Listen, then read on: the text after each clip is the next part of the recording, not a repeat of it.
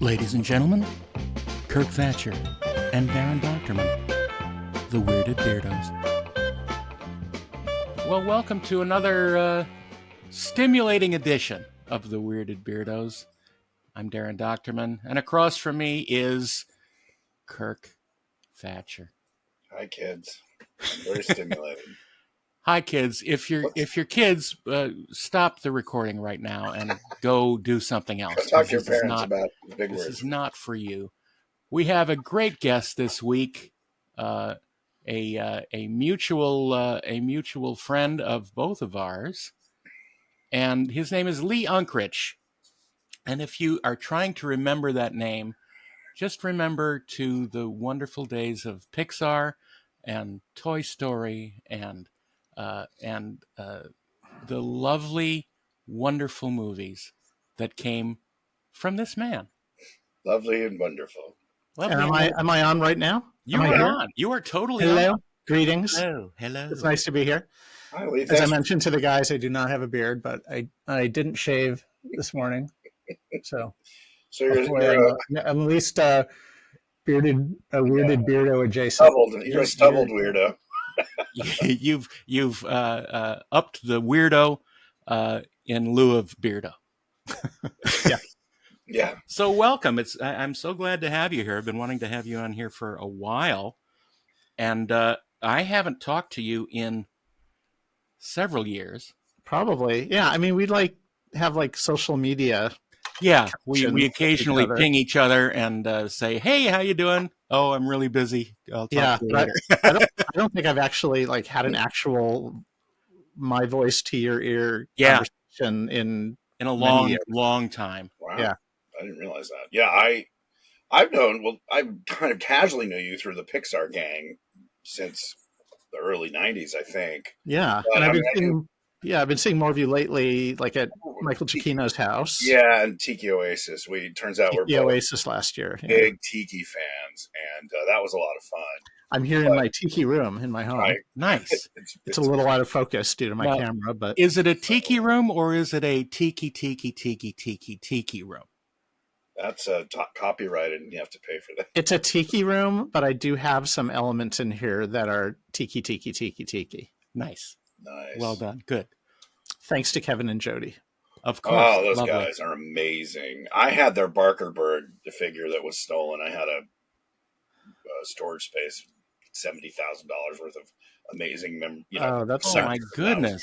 That was I have one of those here, and I have their tree lamp that they made, and some little Tiki figures. Are they not doing that anymore? I don't know. I mean, I talked to them recently, and they told me that they were that they had sold a lot of their memorabilia at auction. They just were kind of. I mean, I get it. I'm kind of getting there too in my life. I spent a big chunk of my life collecting and having stuff around me, and now I'm kind of I want to have a lighter footprint in the world, and maybe send some of these things off to other people who can love them and appreciate them. It is a weird thing that at least artists, I know, maybe dentists do it too. I just don't know many dentists where you get this period where you collect books and artifacts and collectibles. And then there's a point where you're like, oh, I kind of want to retire.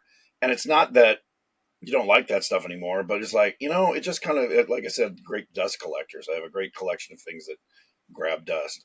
It is funny that we all tend to do that, particularly books in my case. Yeah. I mean, I guess that's how we got to get stuff when we were younger, right? Yeah. Because there were people getting rid of stuff. I remember recently there was an auction. I saw that Lee Majors was part of an auction where he was auctioning off a bionic arm prop that that he still had. And I just imagined my 7-year-old self. The idea of being able to actually hold something like that would have been insane. Or our friend Michael Giacchino now. Yes. Well, I want to fill in our listeners and viewers a little bit about how you got to be the Lee Unkrich that we know and love today. Where you grew up and where you went to school and how you got into animation and all that. So if you want to... Well, my story actually started with Darren Doctorman. Oh, well, there you go. You were going a little before we met. Not much. I mean, I grew up in Ohio, in this little quaint little Norman Rockwell-esque town called Chagrin Falls. Oh my God. Later made famous in Project Greenlight. Oh, was it? Yeah. There was a girl who was from there who made her movie about Chagrin Falls. Oh, interesting. Because it was like at the time there were kind of, well, when I was a kid, the only famous person to have come from Chagrin Falls was Tim Conway. Oh, well. Tim Conway grew up there. And then when I was it wasn't until I went to college that he hit, but Bill Watterson, who did Calvin and Hobbes, oh my God, yeah, grew up in Chagrin. And that's why Hobbes is a tiger, because our team mascot was Chagrin Tigers. So he was drawing tigers all the time. And so it made sense that he carried that into his strip. Wow. And so, yeah. Those two. So I grew up there. It was a great place to grow up. Were you an artist? Were you always drawing? Were you? Yeah, I was kind of known as the artistic kid. Like I drew a lot. I think I was voted most artistic my senior year with Missy Bolin, who is the daughter of the guy who drew the comic strip Animal Crackers. Oh my gosh. And yeah, I always thought I was going to be an artist, but I did a lot of, I don't know, I had a lot of interests. I started acting at some point in junior high school, and I was active at the Cleveland Playhouse youth theater program, and got into photography. And I don't know, at some point, I think when I hit high school, I kind of wasn't interested in doing art anymore because I had a bad art teacher. It was really sad. Like I had great art teachers, and then in high school, I suddenly felt demotivated. And so that fell by the wayside. But I started to realize that all of the different creative things that I was interested in and had pursued over the years all kind of came together in film. Yeah. You know, the acting, the photography, the art, all of it. And so, well, it was really when I was 12, almost 13, I saw The Shining when it opened, just to kind of steer us in the direction we're ultimately heading. That's foreshadowing. I saw The Shining in the summer of 1980 when it was released, and I loved it, but it also ended up kindling a really intense interest in how movies were made, because it was the first time that I think I even thought about the idea of there being an artist, a filmmaker, creating a work.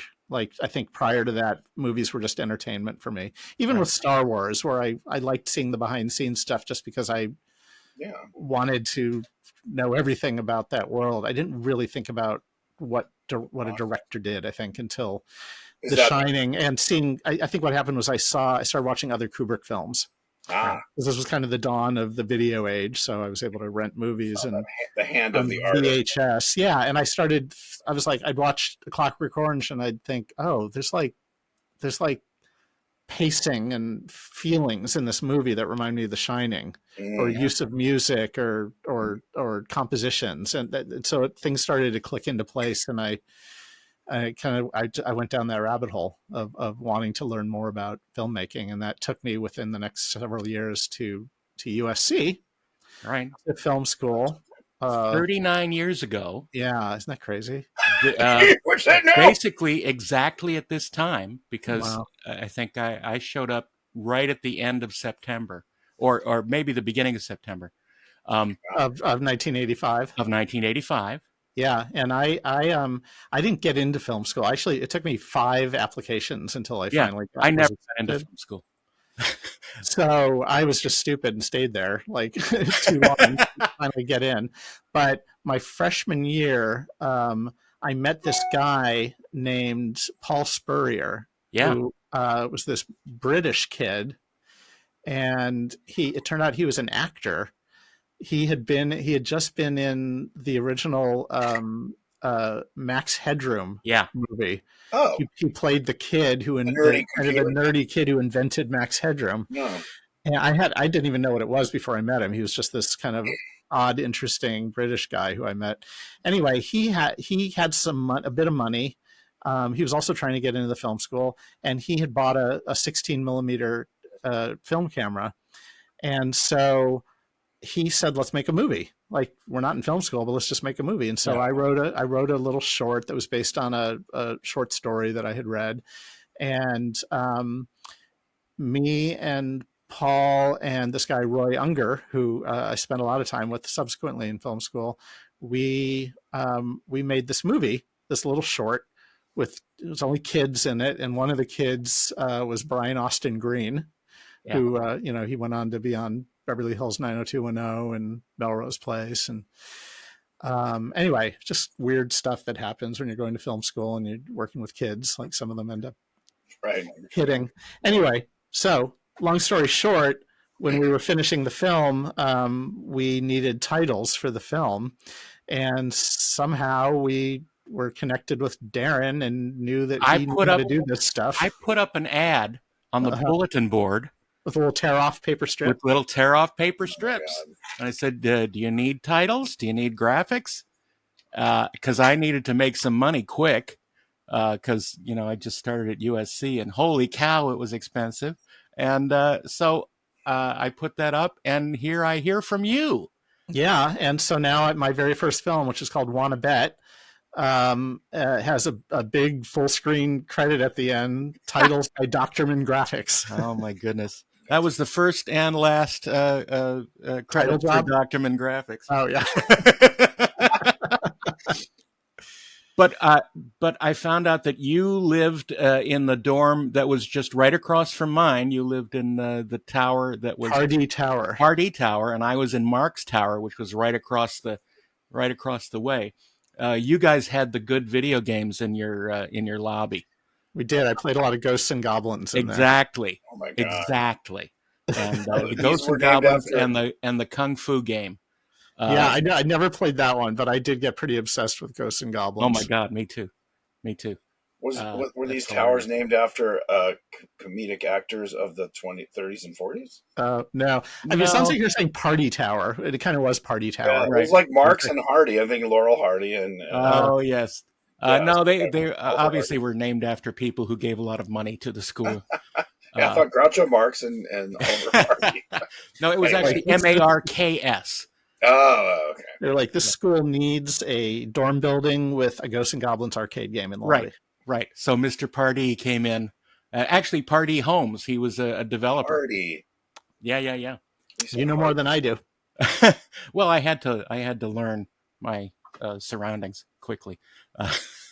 But I remember specifically going to see The Shining for the first time. They were the DKA was showing it at Bovard Auditorium. And I saw it there. Yes, I saw it with you. And we walked back talking about it, and you told me about your devotion to this movie. Wow. And I actually remember that screening, and I've talked about it in other interviews, because I remember when Shelley Duvall was first on screen in the scene where she's smoking the cigarette and talking to the doctor, I noticed that people were laughing at her, just laughing at her look on screen. And I was taken aback, because that was never my reaction. And then people continued to laugh at other things throughout the movie. And I remember it spoiled it a little bit for me. I thought, why are they laughing at this? I love this scary movie. And it was, it was years. It took me a while, I think, to start to appreciate the humor in that film, which is, of course, in all of Kubrick's films in its own unique Kubrickian way. Yeah, very dry. But I do remember that screening at Bovard for that reason. Wow.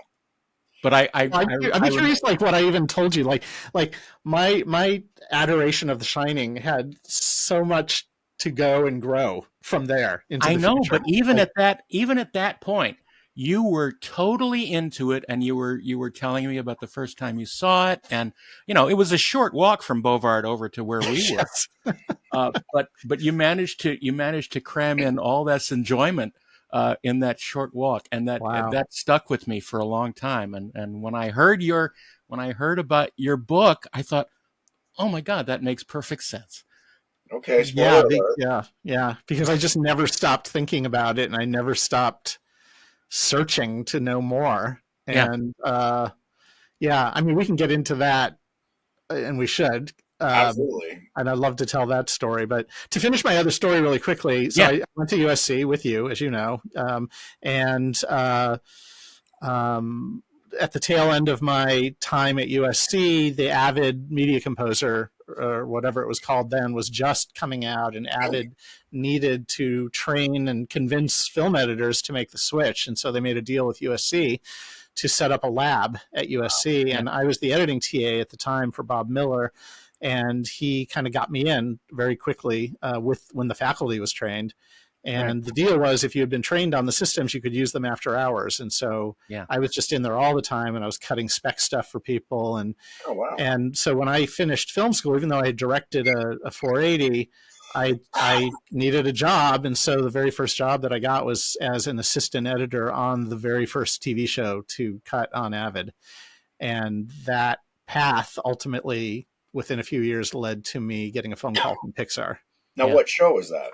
It was called, the production company did 2 shows. They had 2 under their roof. One was called Silk Stockings, which was on the USA Network, and the other was called Renegade with Lorenzo Lamas. So that was my start, was assisting on that show. And then the next season, they bumped me up to cutting because they all saw my 480, and they were like, oh, you know how to make stuff. So I started cutting on Silk Stockings, and then I ended up cutting a few TV movies after that. And I was supposed to edit my first feature for Gary Flater. He was going to do this movie called Things to Do in Denver When You're Dead. And he always said he wanted me to cut it. And I, in the meantime, got this phone call from Pixar to go help get ready for a screening with Jeffrey Katzenberg. And so I thought it was just going to be a short, like 4 to 6 week job. And I always thought, but then I'm going to go cut Gary's feature. But Gary's script fell into the hands of Richard Marx. Is that his name? The well-known film editor, is one of the editors of The Godfather. I think that's his name. And he said to Gary, I really want to cut your film for you. So of course Gary dropped me very quickly, and I don't blame him. He had that opportunity. So it was the best thing that could have happened, because I ended up staying on and cutting Toy Story as a result, and that ultimately led to my 25-year career at Pixar. It's so funny because there was an editor. Well, it's so funny because Avid, of course, grew out of the ashes of the Edit Droid. The technology that was developed for Edit Droid became Avid. And I was one of the first people to train on Edit Droid. I remember that, the system down in the down next to the film lab.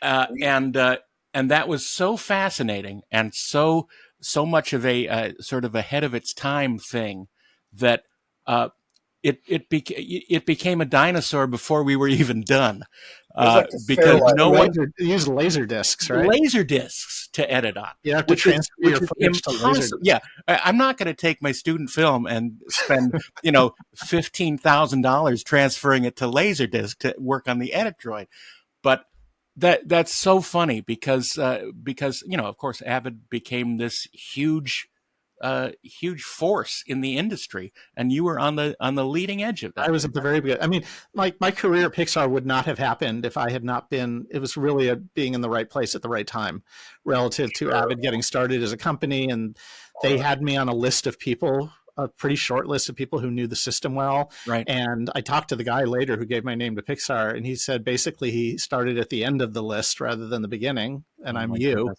And he actually wanted to take the gig himself, but he couldn't for some reason. So he called me, and so you start there as an editor.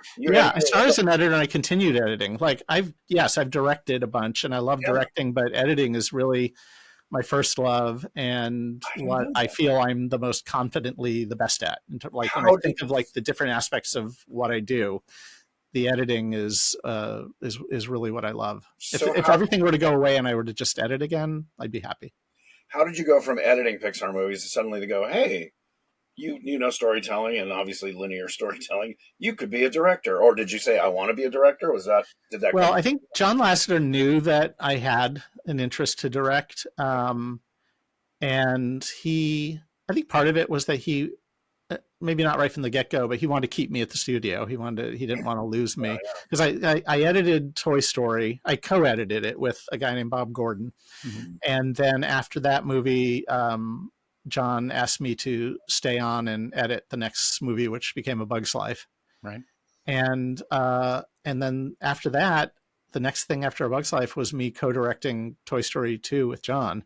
So what happened was interestingly, I was invited as the editor to sit in on a layout meeting, ostensibly to just be involved and know what they were planning in terms of the camera work and how it would cut together. And I showed up at this meeting, and I expected John to come into the room and have like shot lists and storyboards and like to know exactly what he wanted. And it became clear pretty quickly that he didn't really know. I mean, he didn't know beyond how they had storyboarded the film, which was, in animation, typically the storyboards are not a template for how the movie's going to look. They're mostly a tool for developing the story and acting and gags and moments. And I mean, some people like Brad Bird will kind of board what they want the movie to look like, but that's unusual. Anyway, I remember sitting in this meeting, and specifically what we were laying out in this meeting was Woody climbing up on the bed and seeing Buzz Lightyear for the first time. And in the storyboards, Woody kind of climbed up onto the bed. He like kind of peeked up over the edge of the bed, and then it cut to a shot of Buzz's feet, and I think it craned up to his head, right?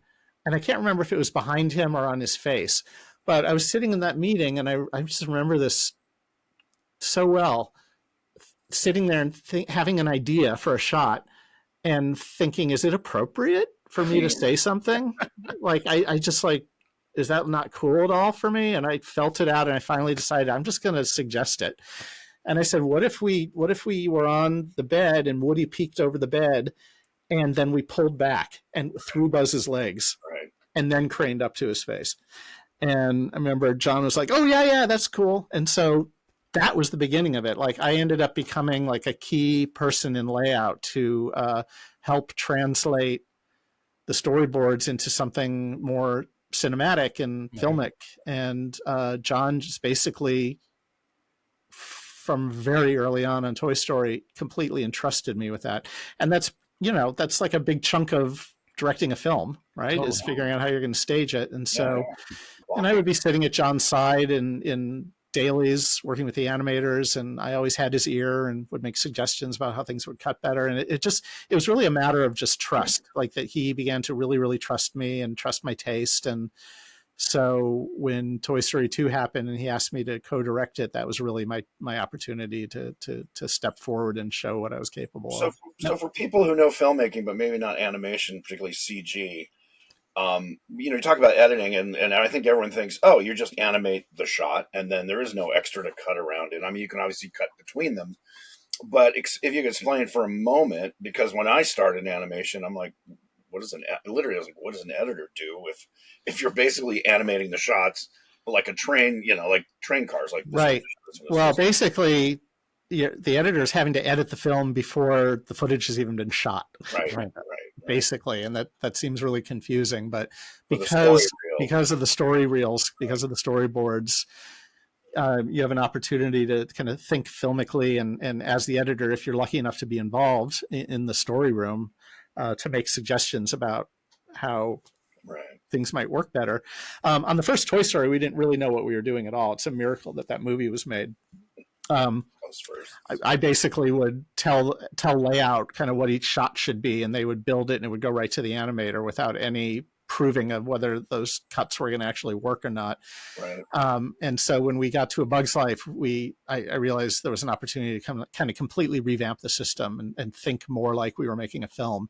Mm-hmm. And so what we started doing on A Bug's Life is creating dailies in layout, where we would build master shots and coverage, and then bring all that into the Avid and cut it. So it hadn't been animated yet. There was animation in that layout was doing camera moves and things, and was roughly moving the characters around. But we would, and this is a system that was refined over the years across films. But ostensibly, we create like it's almost like an animatic, I guess. Like we're cutting footage and cutting coverage. You do coverage. And only, we shoot coverage, and I just work with it all just like in the editing room. And then when that's locked, and I'm really thinking about how things are going to cut together and movement across cuts and getting that all dialed in, so that when we finally get to the point where it's locked and we're ready to release it to animation, they have a very clear template of what needs to happen in each shot, of what the dynamics are visually, what the compositions are, what kind of movement is bridging into or out of the shots. We, I always like, of course, to give animators room within the shot to elevate it even further and bring it to life and give it soul. But I found it was best to kind of give them a nice box guardrails around how it was going to fit into the bigger picture. And that's just how we've worked for, It's funny because I'm animating on this Nickelodeon show, which is an Unreal in 3D, but our turnaround is 6 weeks to block and shoot it. And it's all the same thing. It's really like shooting live action. Yeah. Where you just have that and your editors are playing with different angles, sometimes 3 or 4 angles, because it doesn't cost any more to have 6 cameras on a moment than it does to have one. Exactly. So you started, now give everyone your laundry list of Pixar projects. Like I said, I cut Toy Story with Bob Gordon. I cut A Bug's Life with David Salter, who we went to USC with.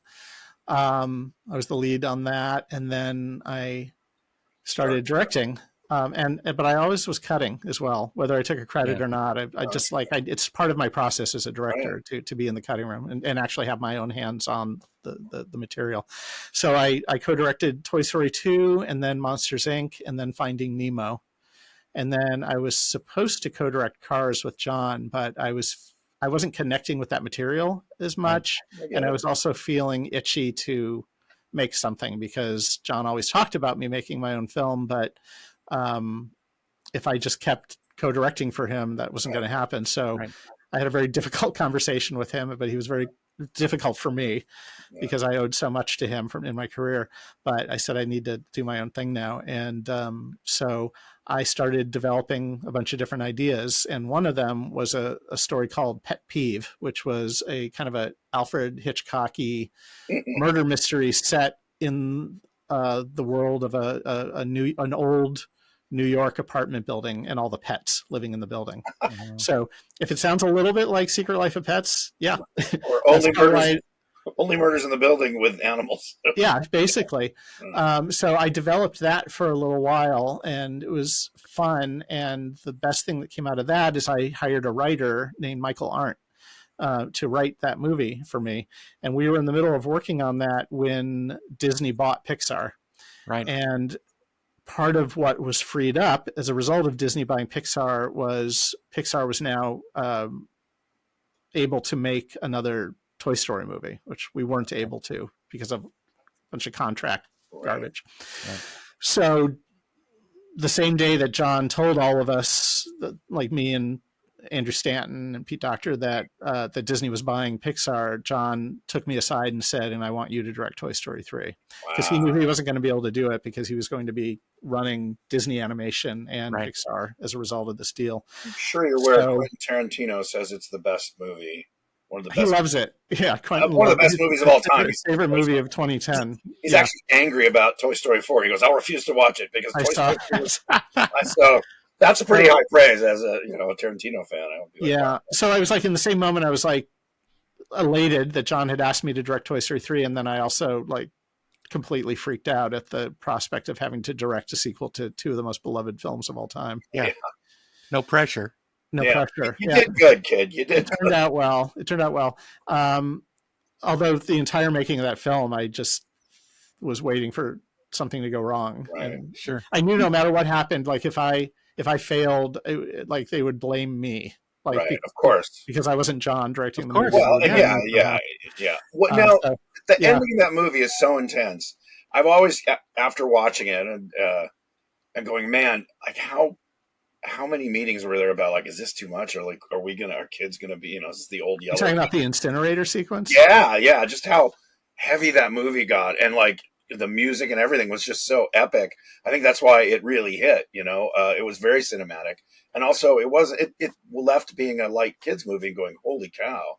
Yeah, at the time I was making Toy Story 3, I very much was in the mindset that we are ending this trilogy. Like this is the end of Toy Story, and so if I was going to in a climax to this film, I felt like I really needed to take the toys to their end game, right? Yeah. And we had a lot of conversations about what that means for a sentient toy, right? Right. Like just being in a dump wasn't enough. Right. No, you got to up the stakes. Well, that's Yeah, what I mean. The so stakes I are so had high. to have them facing being incinerated, and we had visited a lot of dumps doing research, and because we knew we wanted to go to a dump by the end of the film, and we totally made up that incinerator, but Sure. there are incinerators at dumps, Yeah. and I thought if they are heading into an incinerator, like that's kind of like there's nothing beyond that, Right. and so we committed to it. And the other thing that was important to me is that I didn't want the toys like cracking jokes. I didn't want Mr. Right. Potato Head Right. making some aside as they're heading into the incinerator. Right. I'm going to be French fries. Yeah, you don't want Yeah. that. Yeah. Oh God. So I thought about. I used to have a big fear of flying, and there were times when my kids were little where we'd be like flying to Hawaii and we'd all be traveling as a family and we'd be hitting some rough turbulence, and my morbid self would think like, how would I react if I were in a situation where a plane was going down? I was with my family. Like, would I be screaming my head off? No, I think I would like grab them and hold them close, and we would just face this together. Yeah. And so that's what I wanted to do with the toys. That I just wanted them to take hands one at a time, and that like freak people out because it's so intense and adult. And there was no pushback. I mean, when you boarded, I remember the first time I showed it to John in a screening. I was sitting next to him at a story reel screening, and I just remember him putting his hand on my knee and squeezing it, like good, like that's it. What about that's from what Disney? to do. Disney. But then we when we had our first screening with Bob Iger and the Disney execs, I was braced and waiting for pushback, and there wasn't any. And then so we explicitly asked them, is this too much? And they said no, it's fantastic. That's amazing. Yeah. And then weirdly, like I completely assumed we would get a PG rating, but it came back as a G, which I never understood. And then it turned out there was pushback from the public, from some people who thought that was not appropriate for that to be PG. Yeah. And so it was Toy Story 3 that ended up causing the MPAA to revamp some of their their rules around rating movies. For children, yeah. But by that time it was kind of like, I actually heard a Disney exec once say PG's the new G. So they didn't care. There wasn't this feeling anymore that like our movies had to be G rated. Right. Like Incredibles had already come out and that got a PG, and they knew it was going to be a PG before they made it, and everyone held hands, and of course it did fine. So now I think nobody even cares about whether a movie gets a G or a PG. But it's great because it really broke ground. Like a Disney movie doesn't have to be a happy, goofy, like, I mean, they almost fall off a cliff, as opposed to they're going to be burned alive. And you're just like, wait, whoa, this is playing hardball. I love that about it. And it was like, it also just impressed me that, again, well, Pixar I was already impressed with, but Disney would allow that. So that's an interesting story. I've had nothing but great experience with Disney and Bob Iger and everyone we've worked with over the years. They've been so completely supportive, and it's not that there aren't disagreements sometimes, but it's all, again, it's about trust. Like, we trust them that they're taking care of us and protecting our. I say we and our as if I'm still there. Sure. But that's, I think, always going to be in me. Well, so but we also, they trusted us to go off and just make our movies. Like it was around Finding Nemo that they stopped getting really involved and just said, you know what you're doing, make your movies. Okay, so you do that, fantastic. And then will lead us through the next 20 years, leading up to where you are now. Well, after Toy Story 3, and all the wonderful things that happened as a result of that, getting nominated for Best Picture for only I think it was the third time ever an animated film had been nominated, and winning that Oscar, I had to figure out what was next, and what was next ultimately became Coco. Yeah. So I spent 6 years after Toy Story 3 making Coco. And that was a wonderful, beautiful experience, and also was very well received. And and then I stuck around Pixar another year or so after that. I stepped in and helped on Toy Story 4, getting that kind of across the finish line. And then I was then faced with the prospect of like starting over again. And I was starting to see Pixar like playing Chutes and Ladders, where I'd make my way up, I'll finally get to the finish line, and then I'd go back to the beginning.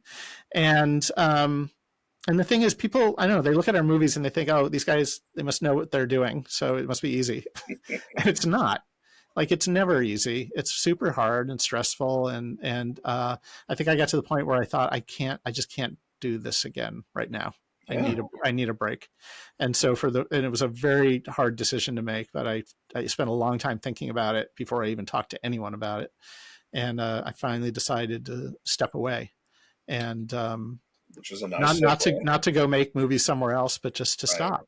You know, it's like a cliche to say you're leaving something to spend more time with your family, but in my case, that was like exactly the truthful reason why I was stepping away.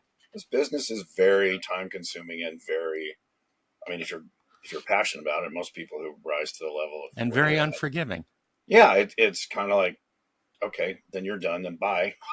Or, you know, you have to care, or else other people will take and twist it. But so this is a good segue into what have you been doing since then? Well, I've mostly been living life, to be honest. I was home for most of my son's high school, which was awesome. And but he was my youngest, and he's off to college now, so I'm an empty nester. And I don't know. I've been going inward, to be honest. I've been doing a lot of like healing and getting to know myself, and started going to Burning Man. Oh, wow. With Chiquino and David Silverman and Tiki Oasis. And yeah, I mean, the Tiki stuff I've been interested in forever. Me too. But yeah, and then in the background, even while I was making Coco, was The Shining book, because I worked on The Shining book for over 10 years. Yeah. Of my life. During the Pixar time, when you were. Yeah, well, what happened was, while I was making Toy Story 3, Stanley Kubrick's family donated his archives to the London College of Communications and established the Stanley Kubrick Archive. And I thought, I want to go there, because even then, like I had always been on this quest to learn more about the making of the film. And finally, there was going to be this potential resource. Oh, I think it was because Taschen published the Stanley Kubrick Archives book. Right. And they had a whole bunch of shit from The Shining in there that I'd never seen before. And I just, like, my head exploded. And I was like, if there's this that's in the book, how much is in the archive? And so when I finished Toy Story 3, I knew I was going to be going to London to do press. And so with Jim Morris's help, Jim Morrison, who is the president of Pixar, with Jim Morris's help, I got in touch with this guy named Richard Daniels, who is the chief archivist, and got approval to go visit while I was there. So I did my press for Toy Story 3, but then I tagged on 3 extra days at the end of that press trip and I just sat in the archive for 3 days. I still have all my notes from everything that I looked at. And that was the first time that I thought that maybe there could be a book, because there had been a lot written about The Shining, like the meaning of The Shining. That's tends to be what people fixate on. But there was very little about the actual making of the film. And I saw enough in the archive that I thought there could be a book. I was a little worried because there wasn't a lot of photographic stuff. There were photos. There were a lot of photos I'd never seen, but they were like great volumes of photos from just certain aspects of the production. So I was a little concerned about whether there was a Taschen style book in there. But I went ahead and reached out to Jan Harlan, Kubrick's brother-in-law, who is also the executive producer of The Shining, and got in touch with him. And this is where, like, having been at Pixar and having won Oscars, like, helped, right? Because you got a pedigree. They take me seriously. Yes, I have a pedigree, and so Jan was very interested in me developing something, but he wanted to know more about, like, what it was going to be. So I spent some time thinking about it. And while I was thinking about it, at some point, Jan reached out and said, "Oh, I have to let you know that I've been contacted by someone else who wants to do a Shining book, and we can't support 2. So I don't know what to do, and I don't want to choose." And I said, "Well, who's this other person? Maybe I can talk with them." And it turned out to be J.W. Rinzler. Jonathan Rinzler. Who had written, of course, the definitive books on the making of the Star Wars films and Indy and lots of other books. And turned out Jonathan lived in the Bay Area. So I invited him to Pixar, and we had lunch, and we really hit it off. And it was very clear that we should partner up to do this project, because I had all the contacts and a vast amount of research I'd done over the years and access, and he'd written a bunch of books and had a model for how to do books like this. And so we went back to Jan and we said, hey, we want to do this together. And Jan was like, wonderful. So, yes, why not both? Yes. Yeah. So he got both of us. And unfortunately, Taschen wasn't on board at the beginning. I made a proposal to Taschen and they turned it down. I found out later because they had the 2001 book in the works and they just didn't want to commit to another book beyond that until they saw how that one sold. Right. They just didn't, and they were worried about having a glut of Kubrick books in too short a period. Right. So we just forged ahead, and I went ahead and bankrolled out of my pocket Jonathan's salary to write the book. Wow. And so I turned over all my research to him, and he started working. And in the meantime, we continued to do interviews. I did most of them. Did you get Shelley? Jonathan did some of them. I got Shelley eventually. It took me a very long time to find Shelley. But I did finally find her, and Nicholson, and went to visit her in Texas. She just passed away recently, unfortunately. I wore a shirt today in her honor. You haven't seen it because it's below frame, but it's a fun. Did you meet some of the Chihuahua as Shelley in the Shining? Oh my goodness! Did you meet some of the birds? Did she still have all her birds? She had some birds there still. Yeah, I mean, I saw her. Well, I met her a few times. The first time I met her, we ate lunch at her favorite restaurant, which was Red Lobster, and I just spent like hours and hours with her, talking with her. The next time I saw her in person, unfortunately, was a couple months before she passed away. But it was like very, very special, beautiful afternoon that I spent with her, sitting at her bedside and lighting cigarettes for her. And I mean, it was wonderful. It was this beautiful time we had together. And I'm really glad that we got to have that before she passed away. Shelley had a really hard life for a long time. And not having anything to do with her treatment at the hands of Stanley Kubrick, I might add, because a lot of people like to think that. Right, he broke her. No. Did you get Nicholson? Did you get interviews? I never spoke with Nicholson, unfortunately. I got very close. I mean, I very, very close to him in terms of making the ask. Right. But Jack kind of famously never did any press outside of press for movies he had coming out. Right. Right. One rare instance was that Steven Spielberg guest edited an issue of Empire magazine, and one of the articles he wanted was Nicholson talking about The Shining, and that had to be like a personal ask from Steven. And I later talked to Steven for my book, and I had talked to him about that, and Steven said that when Jack granted it, he said, "And don't ever ask me to do anything like this again." Like it was. And I connected with the journalist Nev Pierce, who went to Jack's house on Mulholland to do the interview, and he showed up at the door, and Jack was like, "Why are you here? Go away!" and shut the door. And like he had to scramble, and they had to get Spielberg to call Jack to remind him that he had agreed to do this. And then once that happened, he spent this crazy afternoon with Jack Nicholson, and he gave me the entire transcript of that conversation he had with Jack.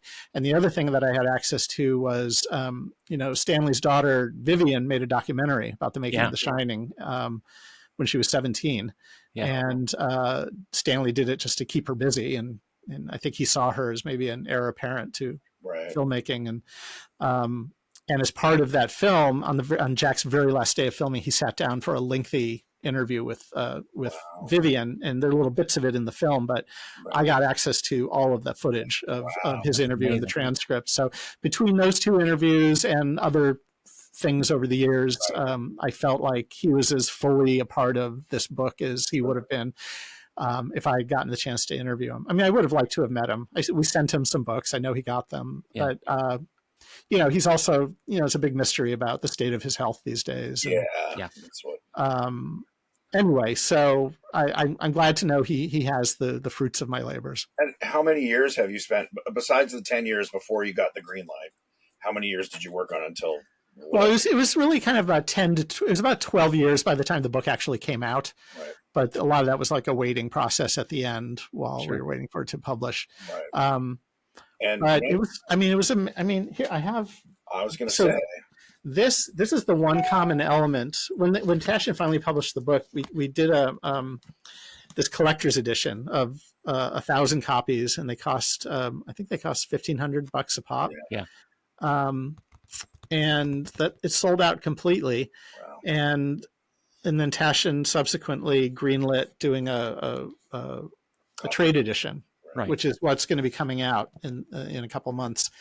And the one thing that we kept in common from the collector's edition was this. This is really the core of the book. This is how many pages is this? I don't know. It's just over 900 pages. This is the book that Jonathan Rinsler and I created together. Wow. And it's the definitive book on them. I always wanted this to be the definitive book on the making of the film. So that volume in that form is the same in the collector's edition. There's another book in the collector's edition, which is this huge, oversized scrapbook of photos. It's like a photo folio that is, I think it's like, I don't know, it's like 400 pages of one photo per page. And we kept that one exactly the same for the trade edition, except we just scaled the whole thing down. Sure. So it's much smaller. And that book and this red book are in a slipcase, and that's what the trade edition is going to be. Oh, that's great. I think it's going to retail for $125, which is a lot cheaper than $1,500. And it's already like do that on Amazon. So it's attached. I'm really excited to have people finally get their hands on it, because the weirdest thing was because of my pedigree and Kubrick and Taschen, we had the opportunity to do a lot of press for the collector's edition when it came out. Right. I was on a lot of podcasts. We did articles for the Hollywood Reporter and Variety. And at the end of the day, it was all fun. It was great. But at the end of the day, I realized, my God, I've done like similar press to what I would do for making a movie. Right. But it's like I've done press for a movie that only 1,000 people are allowed to see. Right. Right. So I'm glad now people are finally going to be able to read the book. And it's Taschen, you said? It's Taschen, yeah. Available on Amazon, I think you just It's said. available for pre-order. I think it's shipping in November? Mid-December. Oh, that's I think great. is a great Christmas present for the cinephile in your family. Yeah, and I had a great, so I mentioned I interviewed Spielberg for the book, which was lovely. And then I ultimately talked him into writing the foreword for the book. Oh, cool. Which was a whole story in of itself. But we did that, and he just wrote this beautiful foreword. And after the book came out, every year Steven Soderbergh puts out a list of like all the books he read that year and all the movies he loved and TV shows, all that, and music. And he was on the New York Times Book Review podcast talking, and all of a sudden he's talking about my book. And I'm like, holy shit. I had no idea that he had the book. I knew some other film directors who I know had bought it because they know me. Like I knew Guillermo del Toro had gotten a copy and other folks, but I had no idea that I really love Soderbergh. And so to hear him talking about my book and saying all these wonderful things about it was just like, it was amazing. Tarantino loves your Pixar movie, and Soderbergh loves your book. I know, and I got to correspond with Soderbergh because I'm friends with Mark Romanek. And Mark's friends with all those guys. Yeah.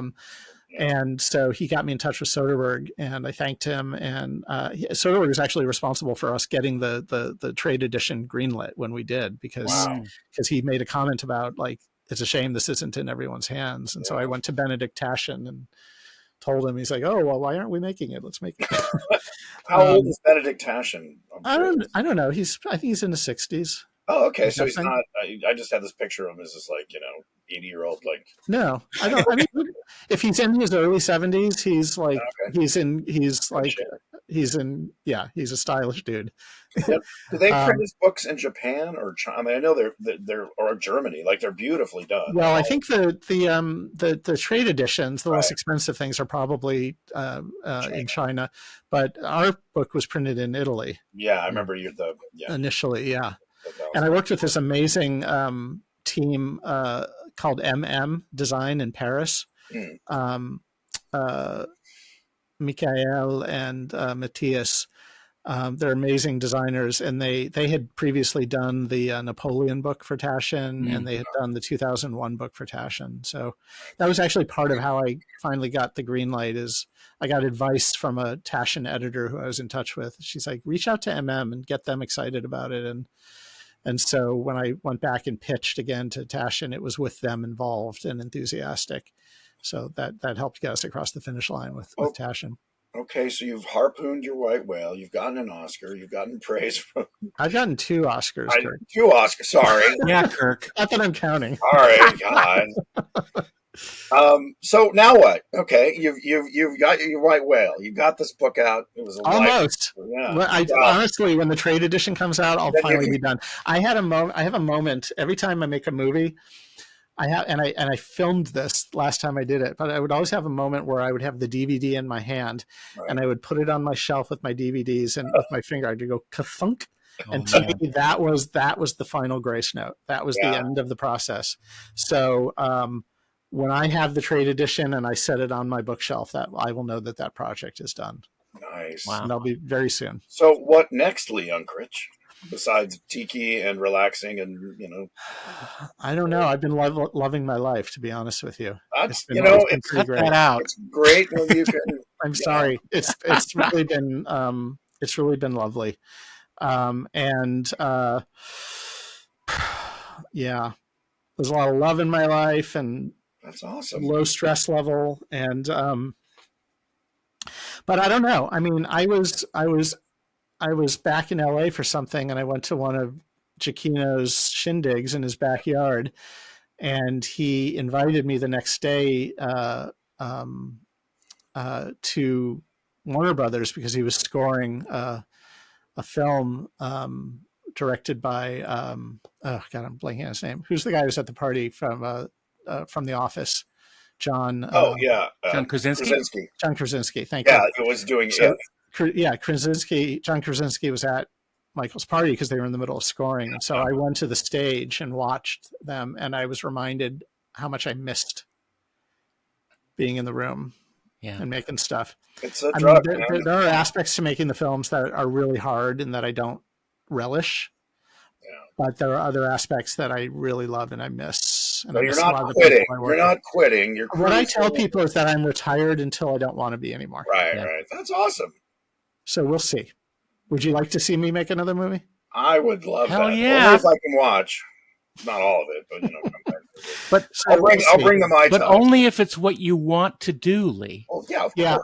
But what I've been telling myself is if I make something else, Coco, the experience of Coco kind of taught me this and the impact that it had on the Latino community and on Mexico.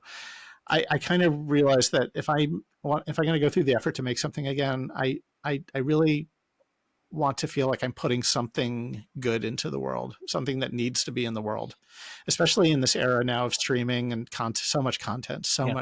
It's so easy to it's not like the old days where we'd make a movie and there'd be a huge premiere and it was a really special thing for the new Pixar movie to come out.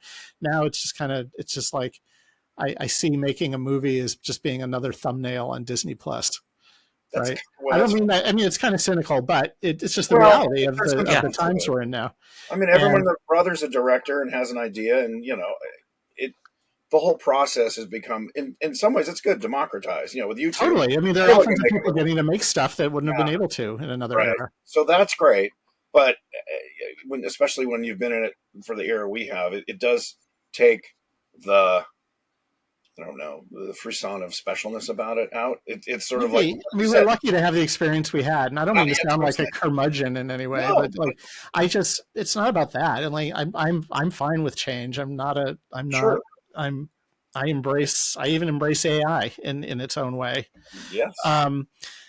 But for me personally, I just if I'm going to work hard on a project, I have to feel like I'm putting something in the world that needs to be in the world. It's really what it comes down to. Yeah, that's great. Otherwise, I'm content to sit back and watch cool stuff that other people make. Well, there's that too. A nice place to be.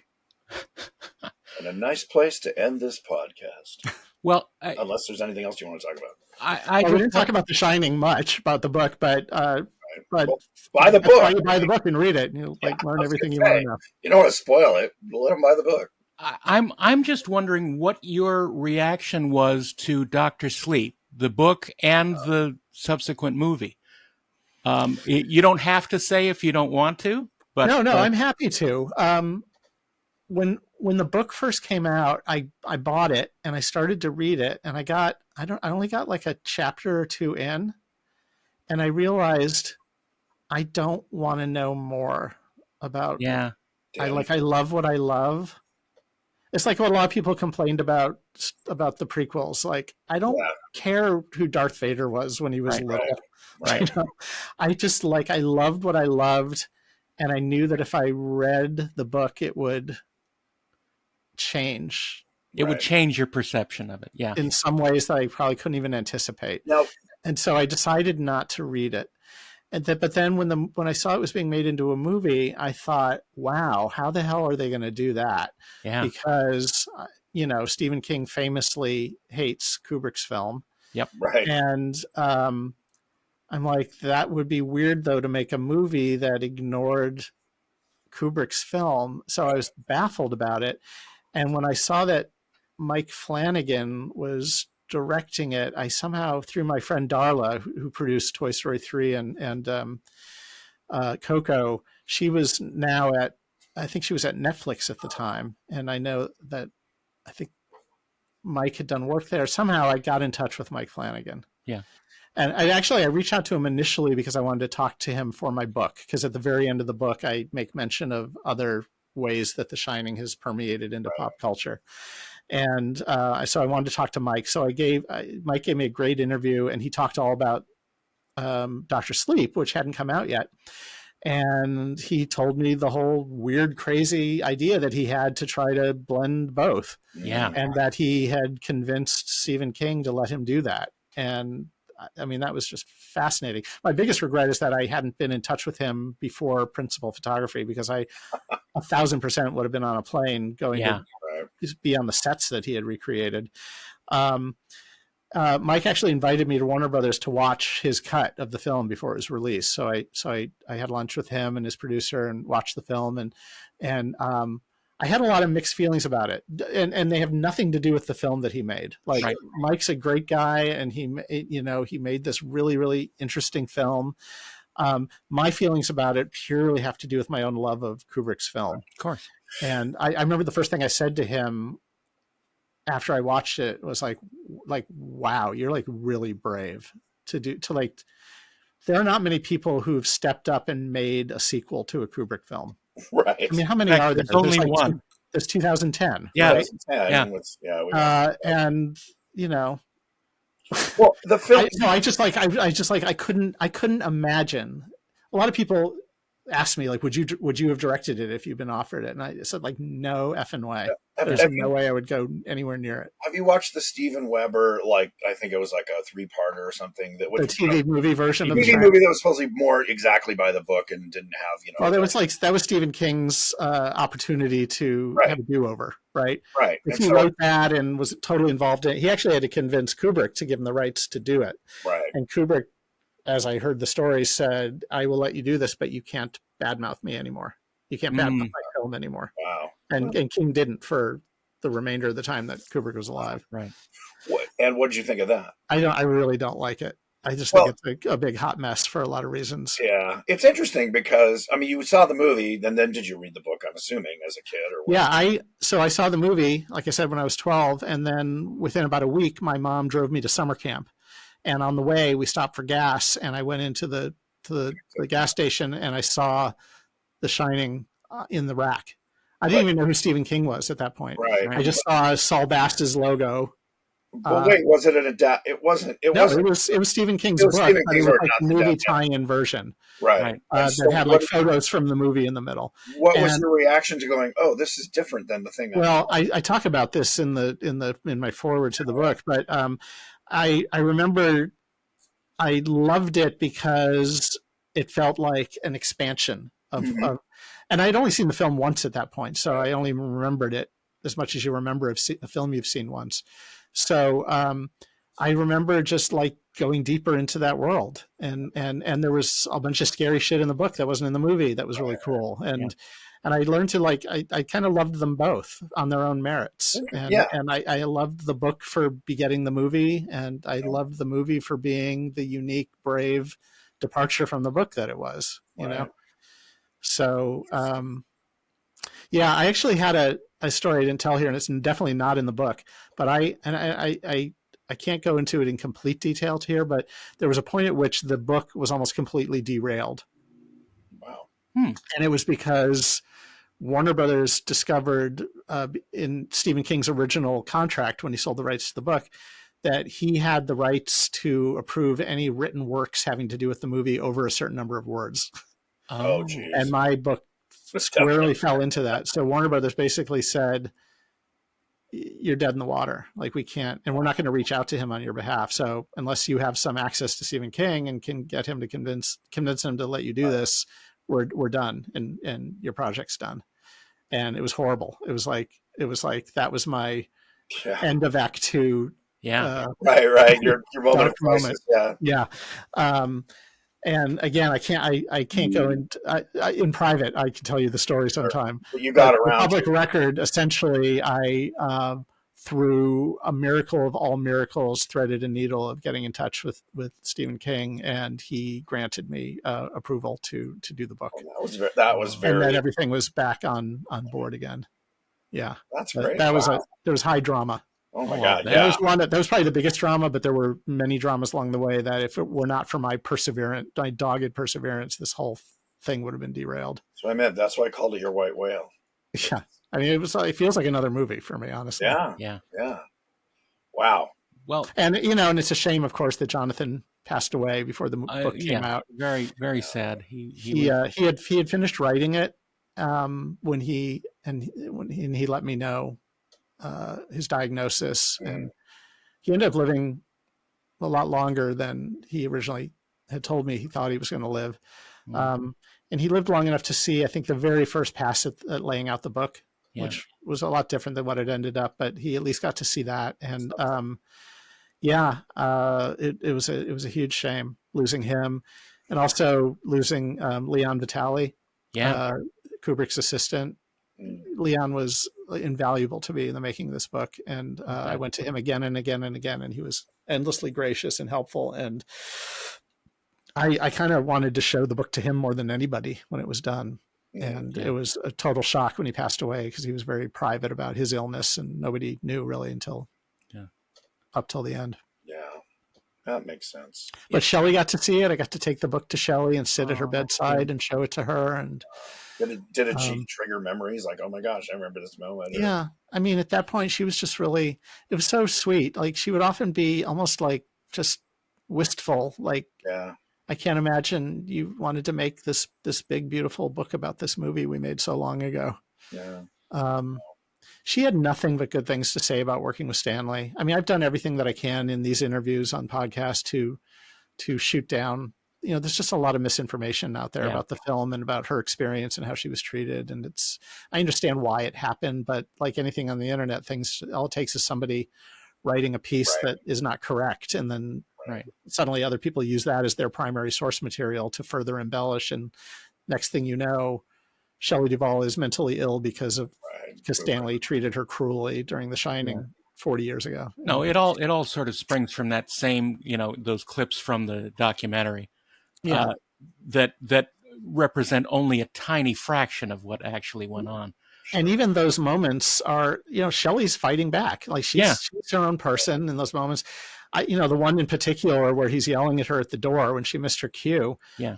I mean, I now know that was one of the last things they shot. They were at the end of a year shooting. They were all crispy. It was an extremely difficult setup in terms of the wind machines and the fake snow and everything. And she missed her cue.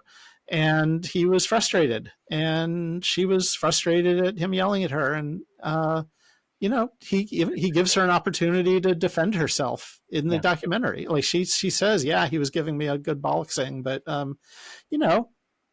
people are human, and people are not always their best selves.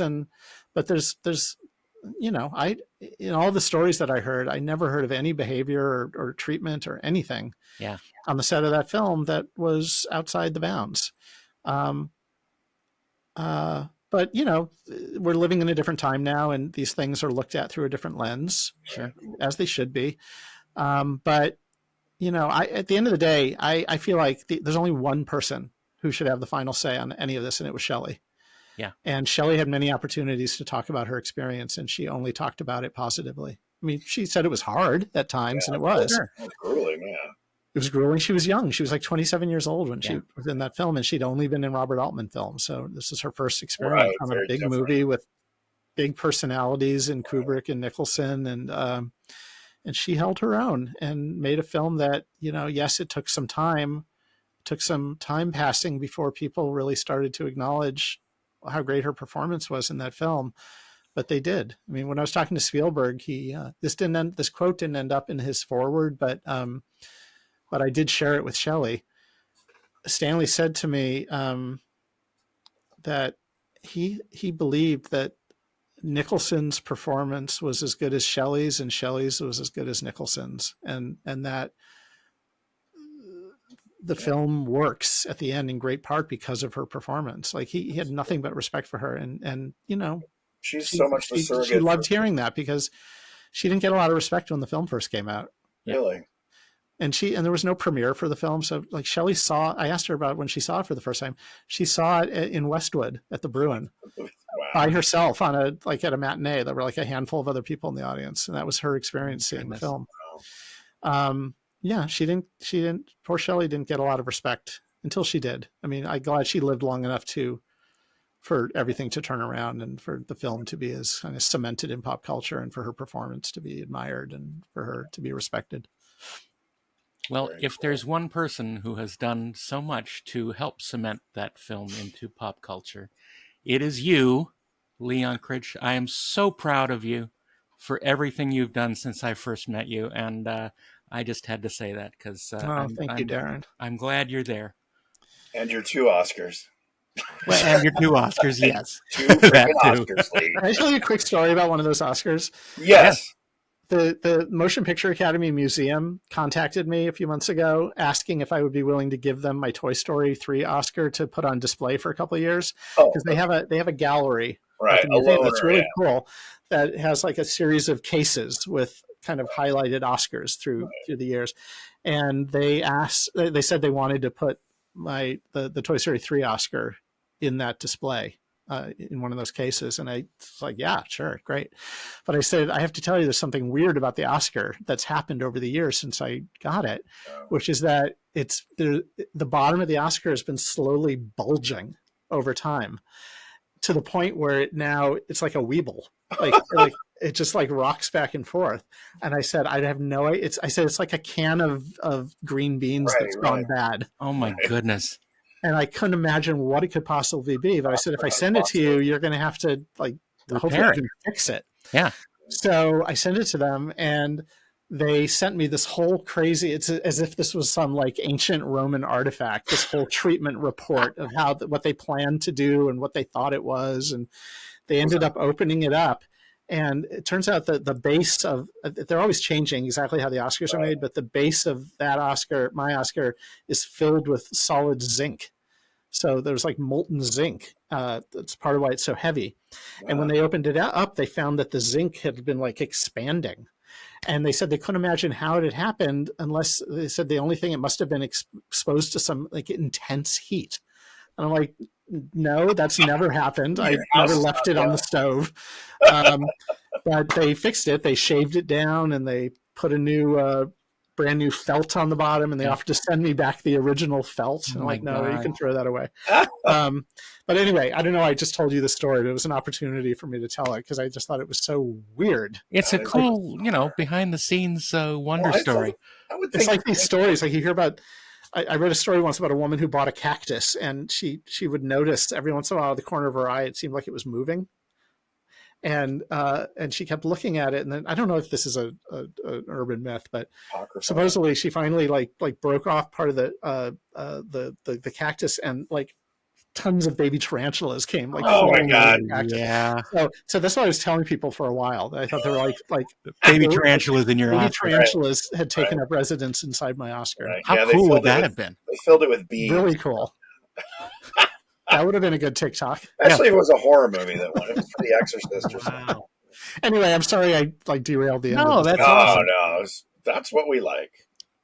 Thank like you so stories. much for spending time with us. Yeah, man. Thank you.